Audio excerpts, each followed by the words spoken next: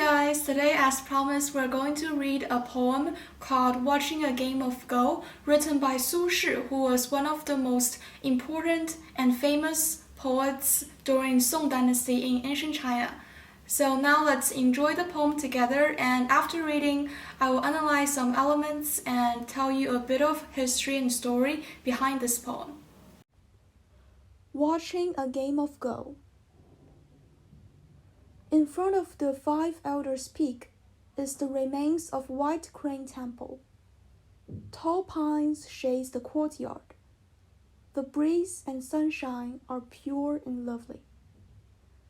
I was wandering alone and hadn't met a single person. Who is it playing Go? Outside the door, 2 pairs of shoes. No voice of human is heard. Here comes the voice of stones being put down, sitting across from each other over the lined board. Who understands the flavor of the scene? Fishing without a bait. Are the wishes for bream and carp? A kid is close to the road, tapping his fingers carefully. Victory is surely pleasant, but defeat can also be enjoyed. Leisurely and unhurriedly, this is the way for the moment. After hearing this poem, what do you think of? Do you think of a beautiful scene during the mountains with 2 people playing Go? This is exactly what Su Shi wants to convey his message. But before starting to analyze the poem, let's firstly talk about this poet. Su Shi was one of the most important poets during Song Dynasty in ancient China. His writing style was quite outstanding, as he tended to use exaggerating diction and phrases to describe his emotions or the subject he was writing about. For example, in this poem, Su Shi uses a lot of words that are beautiful but rather exaggerating, and there are also a lot of metaphors and similes in this poem. Su Shi and Go were related in the way that they are not separable. The story behind this poem, Watching a Game of Go, is also very worth exploring. So let's firstly talk about the life of Su Shi. He was very keen on parties and having parties with his friends, but one day during a party, back a few hundred years ago, Su Shi and his friends were drinking wine. But since childhood, Su Shi was not very good at drinking.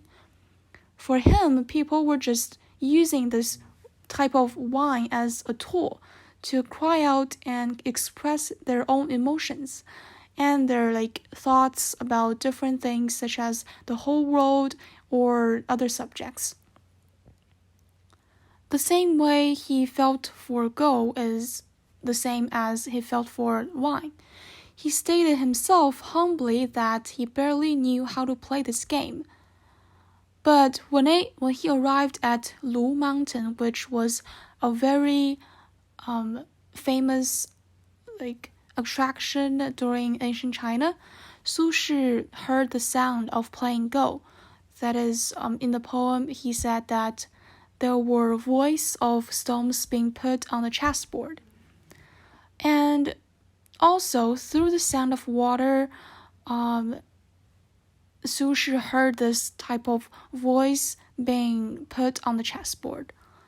Later, his son Su Guo played with others, and as he said, 2 pairs of shoes in front of the door. So he sat there to watch his son and the other player play the whole game, and wrote the poem Watching a Game of Go to record this event. As this is a poem, we can try to understand its meaning literally. The first sentence is very easy to understand. It sort of describes the setting for this poem. It's in front of the Wulao peak of Mount Lu, and the ruins of Baihe ancient road still remains, which is like an ancient attraction still has some remains here.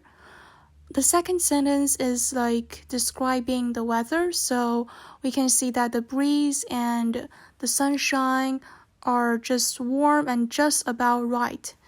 And the third sentence explains author's thought as he often travels alone and doesn't usually meet a single person in those mountains, not to mention two people playing the game of Go.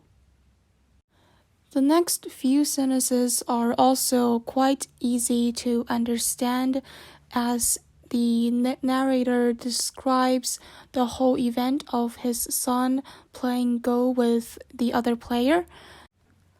The sentence, "Victory is surely pleasant, but defeat can also be enjoyed," is the key to understanding the theme of this Go poem. The translated meaning is that if we lose the game, we should let it go and further explore some strategies of attempting to win next time.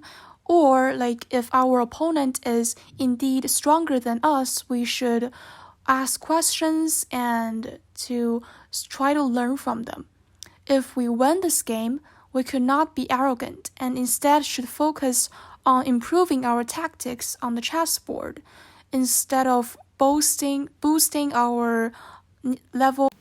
So today we had a rather relaxing section about the analysis of this poem, and in the next section I will return to the chessboard and introduce to you some techniques such as the capturing race. See you next time!